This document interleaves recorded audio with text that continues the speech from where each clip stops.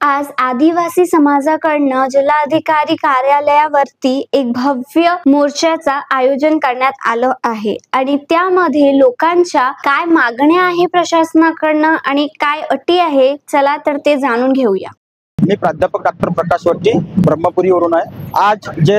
लाखोच्या लोकसंख्येने आदिवासी समाजाचा जो मोर्चा जिल्हा कार्यालयावर निघालेला आहे, यात खऱ्या अर्थानं धनगर, बंजारा या समाजाची होणारी किंवा अन्य समाजाची होणारी जी घुसखोरी आहे ती घुसखोरी थांबली पाहिजे आणि या संदर्भात संबंधित सर्व सकल आदिवासी समाजाच्या वतीनं या ठिकाणी लाखोच्या लोकसंख्येनं या ठिकाणी आदिवासी समाज बांधव या मोर्चामध्ये